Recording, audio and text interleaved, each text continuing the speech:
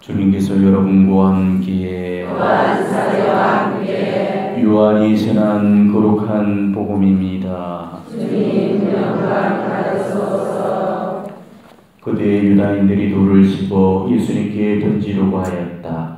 예수님께서 그들에게 말씀하셨다. 나는 아버지의 분부에 따라 너에게 좋은 일을 많이 보여주었다. 그 가운데서 어떤 일로 나에게 돌을 던지려고 하느냐? 유다인들이 예수님께 좋은 일을 하였기 때문이 아니라 하나님을 모욕하였기 때문에 당신에게 돌을 던지는 것이요, 당신은 사람이면서 하나님으로 자처하고 있어 하고 대답하자 예수님께서 그들에게 말씀하셨다. 너희 율법에 내가 이르는데 너희는 신이다 라고 기록되어 있지 않느냐? 폐기될 수 없는 성경에서 하나님의 말씀을 받은 이들을 신이라고 하였는데 아버지께서 거룩하게 하시어 이 세상에 보내신 내가 나는 하나님의 아들이다 하였다 해서 당신은 하나님을 모독하고 있어 하고 말할 수 있겠느냐? 내가 네 아버지의 일들을 하고 있지 않다면 나를 믿지 않아도 좋다. 그러나 내가 그 일들을 하고 있다면 나를 믿지 않더라도 그 일들은 믿어라. 그러면 아버지께서 내 안에 계시고 내가 아버지 안에 있다는 것을 너희가 깨달아 알게 될 것이다. 그러자 유다인들이 다시 예수님을 잡으려고 하였지만 예수님께서는 그들의 손을 벗어나셨다. 예수님께서는 다시 요르단강 건너편 요한이 전에 세례를 주던 곳으로 물러가시어 그곳에 머무르셨다. 그러자 많은 사람이 그분께 몰려와 서로 말하였다. 요한은 표징을 하나도 일으키지 않았지만 그가 저번에 관에 한 말은 모두 사실이었다. 그곳에서 많은 사람이 예수님을 믿었다. 주님의 말씀입니다. 그리스도님 찬양합니다. 요즘 듣게 되는 복음 말씀이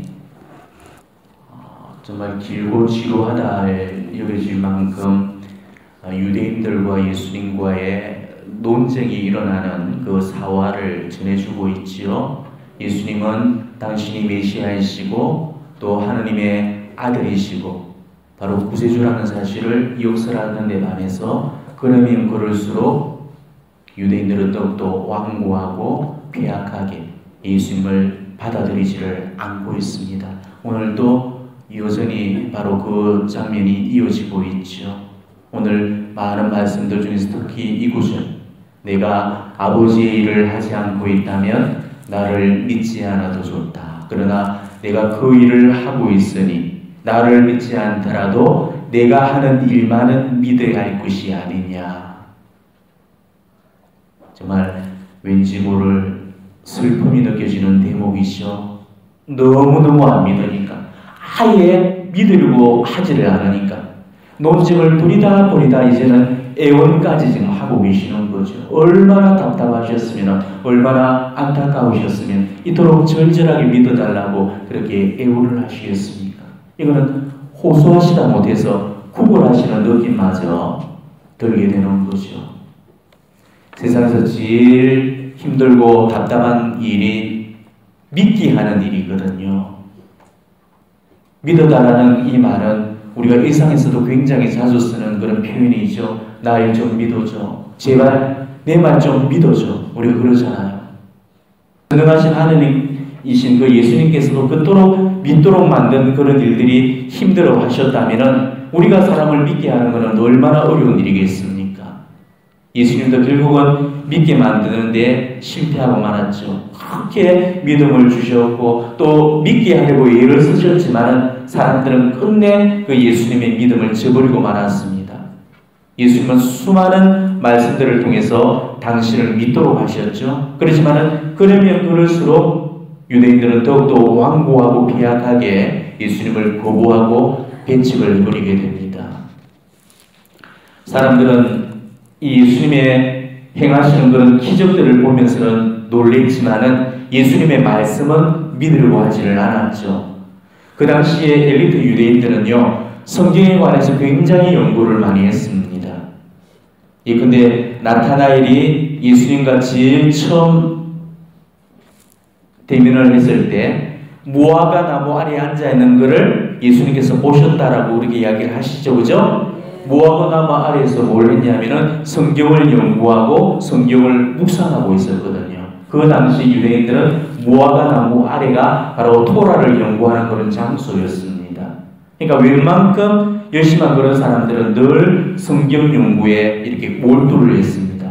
그래서 예수님께서도 유대인들의 그런 여성적인 성경 연구를 인정해 주시는 그런 대목이 우리가 며칠 전 복음에서 들었습니다. 너희는 성경에서 영원한 생명을 찾아오겠다는 생각으로 성경을 연구한다. 바로 그 성경이 나를 위하여 증언한다. 이렇게 말씀을 해주셨죠. 그런데 이렇게 당신을 위해서 증언하는 그 성경 말씀을 그렇게 열심히 연구를 했는데도 어떻게 예수님을 발견할 수가 없었는가? 이게 정말 아이러니 중에 아이러니가 아닐 수가 없다는 것입니다. 사실 이 구약은 그리스도에 관한 그런 예언으로 채워지고 있다 해도 과언이 아닐 정도죠. 그래서 한 성서 신학자는 이 구약 성경 속에서 예수님에 관한 그런 예언을 무려 332가지를 찾아냅니다. 우리가 흔히 알고 있는 이사야서 말씀, 처녀가 잉태하여 아들을 낳으니 그 이름을 임마누엘이라 하리라. 또 미카서에 보면은 너 에프라타의 베들레헴아 너는 유다 부족들 가운데서 보잘것없지만 나를 위하여 이스라엘 다스리리가 너희에게서 나오리라. 이렇게 나오고 있죠. 이런 예수님에 관한 포커스를 맞춰준 그런 예언들이 구약 성경에 이 외에도 330개가 더 나온다는 것이죠. 이렇게 구구절절히 예수님에 관한 그런 예언들이 많이 나오고 있는데도 어떻게 예수님 안에서 그 메시아를 발견하지 못하고 예수님을 보면서도 그걸 믿으려고 하지 않았는가? 바로 여기에 대한 답을 예수님께서 주고 계시다는 것이죠. 예수님이 그렇게 이야기하시죠. 너희가 그렇게 성경을 열심히 연구를 하고 있지만은 나에게 와서 생명을 얻으려고 하지 않고 하느님의 말씀이 너희 안에 머무르게 하지 않고 너희에게는 하느님을 사랑하는 마음이 없기 때문에 그래서 그분을 보낸 그 일을 믿지 못하는 거다. 이렇게 말씀을 하시는 거죠. 예수님께서 보여주셨던 그토록 수많은 기적들 또 권위 있는 그런 가르침만 갖고도 그분이 하나님께서 보내주신 메시아라는 그 사실을 충분히 알았을 건데도 자기들이 기대했던 그 메시아와는 형편없이 어긋난 그런 모습의 메시아를 보면서 믿을 수가 없었던 거죠. 그들이 생각하는 그 메시아는 절대 갈릴레아 그 나자렛 출신의 그런 가난한 목수가 될 수가 없었습니다. 그런 볼품없고 비천한 그런 모습 안에서 메시아를 상상한다는 거 이건 도무지 받아들일 수가 없었다는 거죠. 그 때문에 더욱더 예수님을 믿으려고 하지 않았던 것입니다. 결국 그들은 예수님을 만나고서도 예수님을 놓쳐버렸던 것입니다. 메시아가 안 오셨기 때문이 아니었고 볼 눈이 없었기 때문에 자기 눈앞에 있는 메시아를 놓쳐버리고 말았던 것이죠. 이런 이야기가 있습니다. 어떤 사람이 강가에서 차면더미만한 그런 연보라빛이 도는 돌멩이 하나를 줍게 됩니다. 너무너무 아름다운 그런 빛깔을 내고 있었지만은 이 생긴 것이 혼한 볼품없어 보였죠. 근데 때마침 마을에 수석 전시회가 열렸습니다. 그래서 이 사람은 이 볼품없는 돌멩이를 15달러라는 그런 아주 낮은 가격을 붙여서 팔려고 했죠. 하지만 아무도 그 돌멩이에 대해서 관심을 가져주는 사람이 없었습니다. 근데 전시회를 끝내려던 바로 순간에 어떤 노신사가 그 다가와서 돌멩이를 유심히 바라보고 두드리면서 얼마라고 물어보는 것이죠.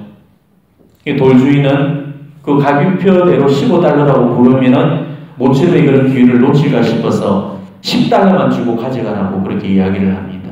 하지만 그 신사는 마음씨롭게 15달러를 다 지불하고는 그 돌을 쥐고 종종 사라지게 되죠.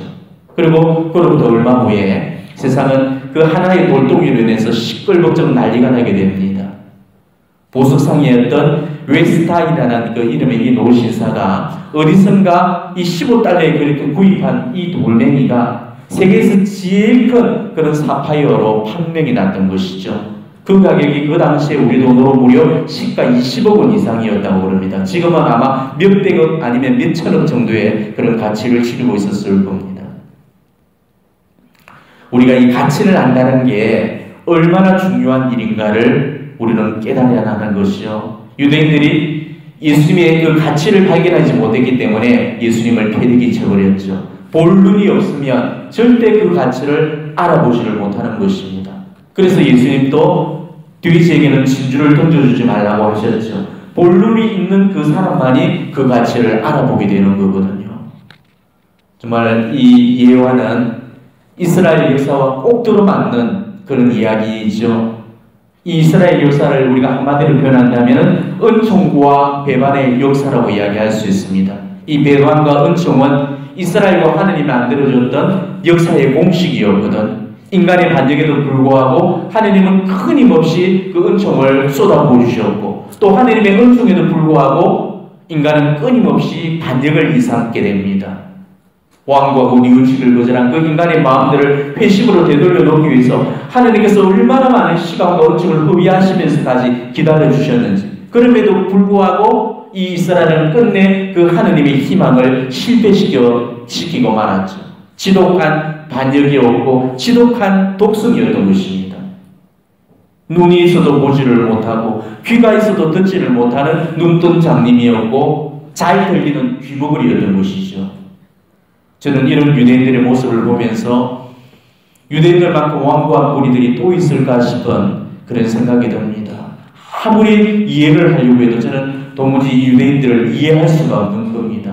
왜 하느님의 그토록 크신 사랑을 배반으로 더럽혔는지, 왜 하느님께서 각별하게 선택하실 만큼 그렇게 사랑을 받아왔던 그런 사람들이 왜 하느님께 그토록 처절하게 등을 돌렸는지 저는 그것이 도무지 이해가 가지는 않는 것이었습니다.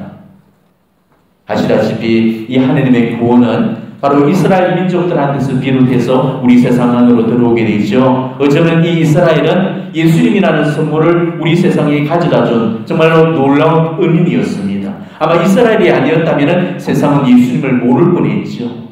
하지만 자기네는 도리어 그 보물을 내동댕이 쳐버리고 맙니다. 예수님을 부정했고 예수님을 거짓 선지자로 몰고 갔습니다. 보여주신 구원의 표징마저도 다 가짜로 만들어버렸죠. 결국 자기네 구세주를 배척을 해버리고 그것도 모자라서 자기 손으로 사형을 시켜버리고 말았죠. 그러니까 오만과 독선이 빚어낸 그야말로 최악의 불신이었던 거죠. 그런데도 불구하고 이스라엘은 오늘도 메시아를 기다리고 있습니다. 하느님께서 보내주셨던 그 진정한 메시아를 스스로 아니라고 패대기 쳐버리고 이 통곡의 벽 앞에서 눈물을 흘리면서 또 다른 그런 구세주의 인재를 위해서 지금도 기도를 하고 있거든요. 이 역사의 아이러니 중에 이런 아이러니가 없는 것이죠. 그런데 자기들이 내동댕이 쳐버렸던 그 돌멩이를 이 세상에 주워왔습니다. 닦고 보니까 보석이었던 거죠. 이 세상 모든 사람들은 바로 그 보석의 가치를 알아봤죠. 그 세상 무엇과도 비교될 수 없는 최고의 진품이었던 겁니다. 그 보석을 보기 위해서 세상 모든 사람들이 다 몰려왔고 한 번 그 진품을 본 사람은 그 아름다움이 흠뻑 매료되었습니다. 세상 사람들은 도무지 이해할 수가 없었던 거죠. 왜 그토록 진귀한 보물을 버렸는지. 그런데 성경이 바로 세상 앞에 조용히 답을 내놓고 있습니다. 볼 눈이 없었기 때문에, 볼 눈이 없으면은 다이아몬드도 그냥 돌멩이에 불과한 거고 산삼도 한낱 풀풀이 지나지 않는다는 것, 바로 그것을 성경이 알려주고 있었던 것이죠. 그러니까 이스라엘 사람들은 다이아몬드를 돌멩이로밖에는 보지를 못했던 것이죠. 그들 앞에 놓여있는 그 천년목의 산삼 부르기를 한낱 그냥 풀뿌리로밖에는 보지를 못했던 것입니다. 그 가치를 알아보는 그 사람들의 눈에는 집 짓는 자들이 내버렸던 그 돌이 모퉁이의 머릿돌로 보이지만은 그 가치를 보지 못하는 그런 사람들의 눈에는 여전히 버려야 될 그런 한낱의 돌멩이에 불과했던 것이죠. 사순의 막바지를 보내면서 이제 뭐 성주환을 보내야 될 그런 우리들에게 이 이스라엘의 역사는 우리에게 정말 좋은 묵상의 거리를 던져주고 있습니다. 이 이스라엘의 이토록 완고한 이 역사는 한 민족의 역사를 말해준다기보다는 우리 개개인의 그런 역사를 지금 대변하고 있는 바로 우리의 모습, 우리의 자화상, 우리의 이야기를 해주고 있다는 것이죠. 우리들 역시도 그 삶 속에서 이스라엘이 밟아나갔던 그 정치를 되풀이하고 있는 것입니다. 완고하고 폐악해진 그런 마음으로 끊임없이 주님의 은총과는 반대되는 그런 길을 걸어가고 있잖아요. 그토록 이해할 수 없었던 이 이스라엘의 삶이 네 삶 속에서도 고스란히 지금 녹아져 있다는 것입니다.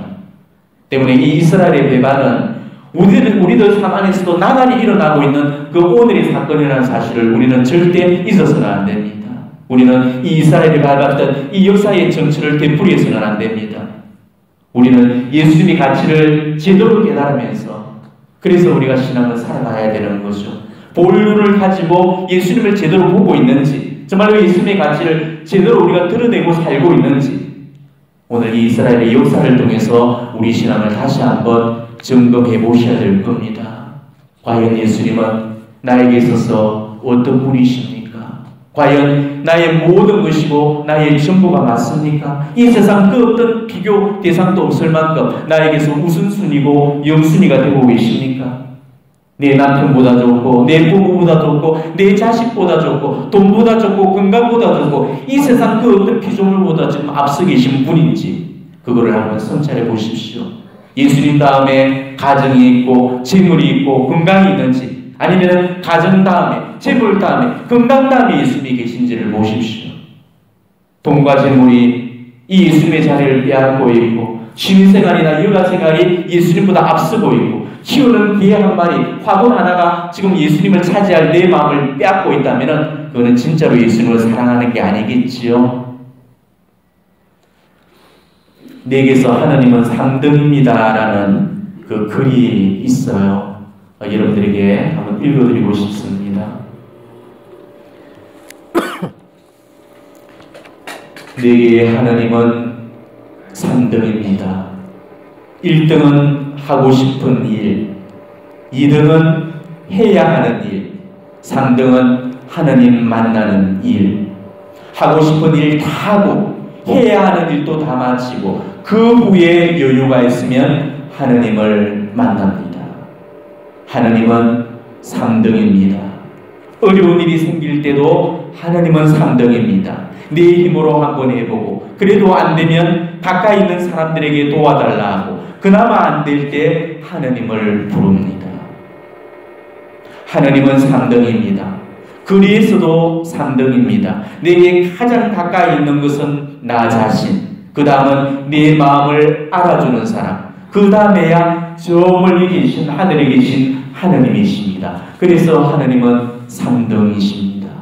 그런데 말입니다. 하나님께 나는 1등입니다. 무슨 일이 있어도 내가 부르기만 하면 도와주십니다. 내가 괴로워할 때는 만사를 제쳐놓고 달려오십니다. 아무도 내 곁에 없다 생각될 때는 홀로 내 곁에 오셔서 나를 위로해 주십니다. 나는 하나님께 언제나 1등입니다. 나도 하나님을 1등으로 생각했으면 좋겠습니다. 만사를 제쳐놓고 만나고 작은 고비 때마다 손을 꼭 붙잡는 내게 1등으로 가까이 계신 하느님이셨으면 좋겠습니다. 내게 1등이신 그 하느님을 나도 1등으로 모시고 싶습니다. 정말 우리에게 많은 것을 생각하게 만드는 그런 시간일 수 없습니다. 과연 내게서 예수님을 동수로 매긴다면 정말 예수님은 나한테서 몇 등인가를 한번 물어보시기 바랍니다. 지금 내 인생에 가장 첫 자리에 올려지는 것이 뭐고, 내 마음과 내 목숨과 내 힘을 다하는 데가 어디고 무엇이고 누군가를 한번 살펴보도록 하십시오. 예수님 자리에 올려다 놓고 내 마음을 예수님한테서 빼앗는 것들이 무언가를 한번 바라보도록 하십시오. 그리고 그런 것들과 우리는 당당히 맞서 싸워나가야 되는 겁니다. 예수님과 감히 맞대어서 비교할 대상이 있다는 것, 이거는 너무나 슬픈 일이죠.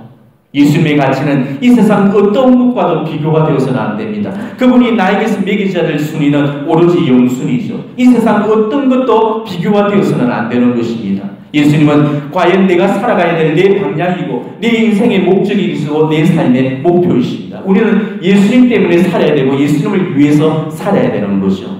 바오로 사도의 고백처럼 그리스도를 위해서 모든 것을 버리고 그거를 쓰레기로 여길 때 그때 그리스도께서 내 생의 전부가 되시는 겁니다. 바로 그때 이제는 내가 사는 것이 아니고 내 안에 그리스도께서 사신다고 그렇게 고백을 할 수가 있는 거죠. 미사 때마다 우리가 고백하는 그리스도를 통하여 그리스도와 함께 그리스도 안에서 이게 우리 인생의 모토가 되어져야 되는 거죠. 주 예수 그리스도만이 과연 내 생명이시고 목숨이시고 내 존재의 전부가 되셔야 됩니다. 우리 주님이 내게서 어떤 분이 되셔야 되는지 오늘 묵상곡 하나를 여러분께 들려드리고 싶어요. 우리가 주님을 사랑해야 될 그 방법이 지금 듣게 될 이 노래의 그 가사 안에 고스란히 담겨져 있습니다. 개신교 영상이긴 하지만은 그런 거에 개의치 마시고 정말 가사 한 소절 한 소절 음미하면서 이 주님을 향한 그런 우리 사랑을 이 노래에 좀 실어서 봉헌을 해드렸으면 좋겠습니다.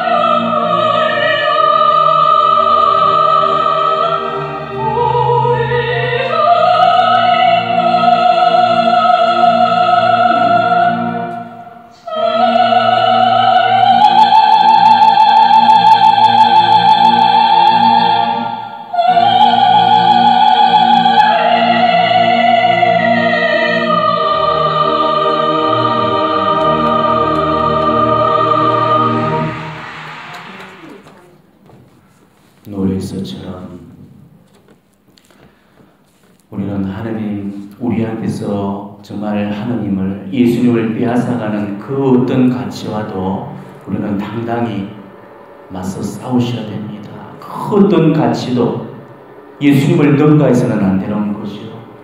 그래서 바오로 사도께서도 말씀하십니다. 누가 감히 우리를 그리스도의 사랑에서 떼어놓을 수 있습니까? 환난입니까? 역경입니까? 박해입니까? 굶주림입니까? 헐벗음입니까? 혹 위협이나 칼입니까? 죽음도 생명도 천사도 권세의 천신들도 현재의 것도 미래의 것도 능력의 천신들도 높음도 기쁨도 그 밖에 어떠한 피조물도 우리 그리스도 예수를 통하여 나타날 하나님의 사랑의 소리를 떼어놓을 수 없습니다. 여러분은 다른 신자들보다 신앙생활도 잘하고 있고 또 누구 못지않게 예수님 잘 믿고 있다고 그렇게 생각을 하고 계실 겁니다. 그렇지만 우리가 정말 깊이 생각을 해보면은 말로만 언제나 예수님이 최고고 예수님이 내 모든 것이고 예수님 때문에 내가 모든 걸 포기하고 바치고 살아간다고 말은 하지만은 그건 말뿐인 소리고 우리 삶을 정말 깊숙이 들여다보면은 우리는 너무너무 계산적이고 예수님을 내 필요할 때만 우리는 찾고 있죠. 은혜 받을 일이 있고 축복 받을 일이 있을 때만 그때 예수님을 그 1등 자리에 갖다 놓고 그럴 때만 1등이라고 모시게 됩니다. 그러다가 내 문제가 딱 해결이 되고 살만하면은 또 예수님을 저 뒤쪽으로 내팽개쳐 버리게 되죠. 그러다가 또 뭔가 아쉬운 일이 생기게 되면은 또 액을 복권하면서 예수님 하면서 그때 비로소 또 예수님을 내 앞에 갖다 놓거든. 돈이 1등이고 자식이 2등이고 사업이 3등이고 건강이 4등이고 이렇게 우리가 계산을 따져보면은 예수님은 저 밑에 정말 100등이라 되면 다행이게요. 그런 우리들이 감히 이 예수님을 내게서 1등이라고 그렇게 고백할 그런 자격이 있겠습니까?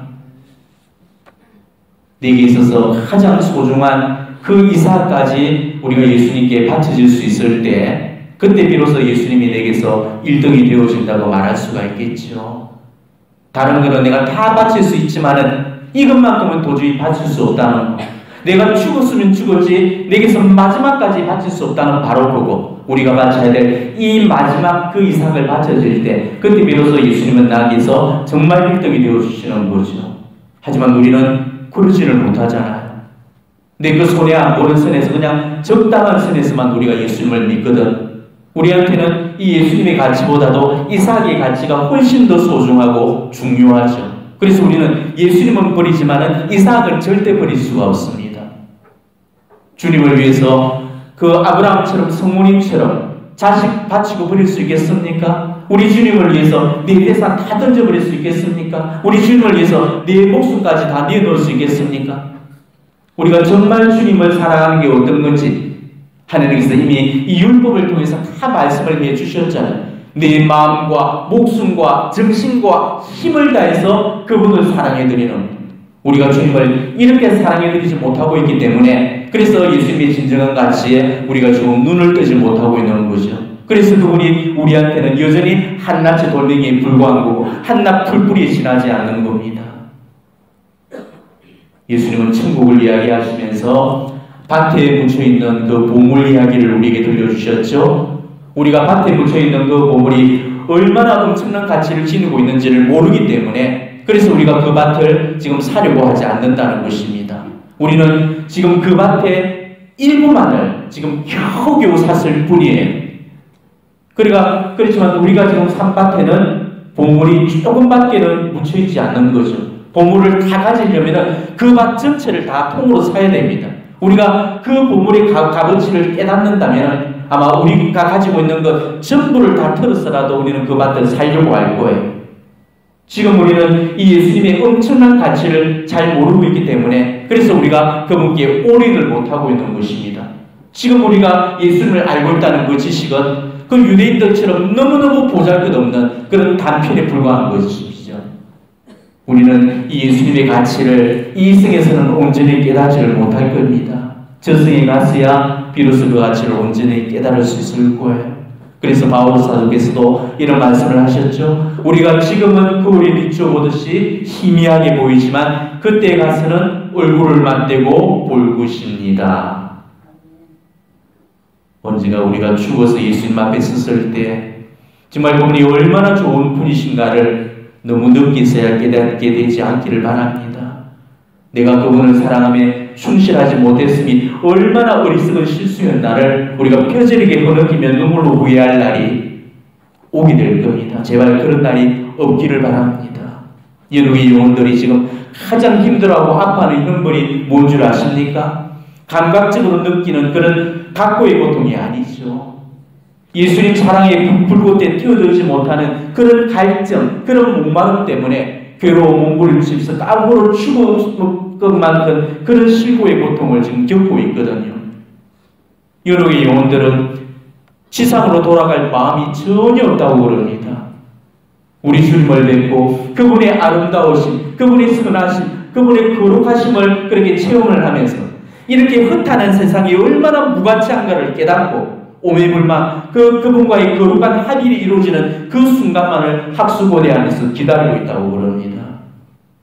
우리는 지금은 잘 모르겠죠. 이렇게 말하고 있는 저도 잘 모르고 아무리 제가 이야기를 해줘도 여러분 또한 이걸 깨닫지 못할 겁니다.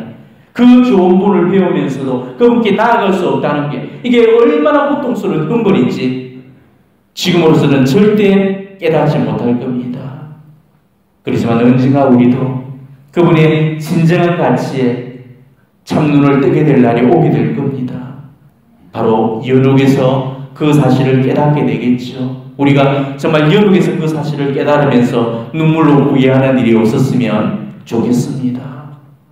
예수님은 이 세상 어떠한 가치와도 비교할 수 없는 우리의 영순이십니다. 돈, 재물, 권력, 명예, 건강, 사업 이런 것들이 내한테서 예수님을 밀쳐내는 우상이 되어지지 않도록 우리는 그 누구도 그 무엇도 예수님보다 더 사랑하려고 해서는 안 됩니다. 예수님보다 더 사랑하는 그것을 예수님을 위해서 우리는 포기하고 바칠 수가 있어야 되는 거죠. 아마 내게서의 이삭은 우리 각자한테 다 다를 겁니다. 누구한테는 돈이나 재물이 이삭이 되어질 수도 있을 거고 또 자식이 이삭이 되어질 수도 있을 거고 명예나 권력이 이삭이 되어질 수도 있을 거고 혹은 건강이 이삭이 되어질 수도 있을 겁니다. 우리는 꼭 그걸 바쳐드려야 됩니다. 거기에 어쩌면은 내가 바쳐야 될 네 인생의 마지막 숙제고 작업이 되어질 겁니다. 명심하셔야 됩니다. 이승을 살면서 나의 그 이삭을 우리는 꼭 바치고 떠나야 된다는 거죠. 죽을 때 두고 떠나는 거 그거는 바치는 게 아닙니다. 살아있을 때 드리고 떠나야 그게 바쳐지는 거죠. 내게서 마지막까지 지금 내어놓지 못하고 있는 그 이삭 언젠가는 내 인생 마지막 선물로서 예수님께 다 바쳐놓고 가야 됩니다. 그게 내 인생이 완성되어지는 순간이 되어질 겁니다. 정말 여러분들이 이삭 때문에 행복해지기보다는 예수님 때문에 행복한 그런 삶을 사셨으면 좋겠습니다. 돈 때문에 행복하고 자식 때문에 행복하고 권력이나 명예 때문에 행복하고 내 손에 들려있는 것 가지고 누리고 있는 그런 것들로 우리가 행복을 여기서는 안 됩니다. 우리의 선택은 천번만번 예수님이 되어야 됩니다. 이 생을 살면서 우리는 예수님만 선택하고 예수님만 사랑하면서 살다가 그렇게 예수님과 영원한 행복이 될 수 있어야 되는 거죠. 주님이 얼마나 좋으신지 너희는 보고 맞들이라. 이 성경 말씀이 정말 내 삶 안에서 나날이 체험되면서 예수님 사랑을 내 삶 안에서 완성시키는 그런 여러분이 되셨으면 좋겠습니다. 방금 우리가 들었던 그 노래에서도 그랬잖아요. 주님은 그 무엇과도 바꿀 수가 없고 내가 가는 인생길에서 내 소망이시고 내 행복이시고 내 사랑이시고 온 세상이 다 변한다고 해도 우리 주님과만 함께 가고 주님과만 영원히 사랑하다가 저 천국 본향에 가서는 영원토록 주님과 사랑하면서 그렇게 살고 싶다는 것. 이게 우리의 신앙 고백이 되어져야 된다는 거죠. 우리 주님만 사랑하셨으면 좋겠습니다. 그리고 정말 우리 주님께만 사랑을 받으셨으면 좋겠습니다. 우리 주님만 사랑하시고 우리 주님과만 사랑을 받다가 언젠가 우리 주님께서 부르시는 날 그 사랑의 주님을 만나러 이 세상적인 미련들 다 내려놓고 선연히 그 천국 본향으로 떠날 수 있었으면 좋겠습니다. 이제 성주관이 열리고 있죠. 정말로 나를 위해서 목숨까지 바쳐주신 그 우리 주님의 그 사랑을 우리가 지금 물리도록 실컷 느껴보는 그런 시간들이 되어질 겁니다. 당신의 목숨까지 바쳐 나를 사랑해 주셨다면 나는 지금 뭘 바쳐서 네 주님을 사랑해 드릴지를 우리는 생각해 봐야 할 겁니다. 그분이 나한테서 정말 받고 싶어하는 그 사랑이 무언가를 묵상해 보면서 그걸 바쳐 드릴 수 있는 그런 성주환이 되셨으면 좋겠습니다. 오늘 우리 주님께 사랑을 고백하고 내 그 전부를 다 바쳐서 사랑해 드려야겠다는 이 아름다운 그런 고백으로 채워지는 그런 은혜로운 시간들이 되시기를 진심으로 축원합니다.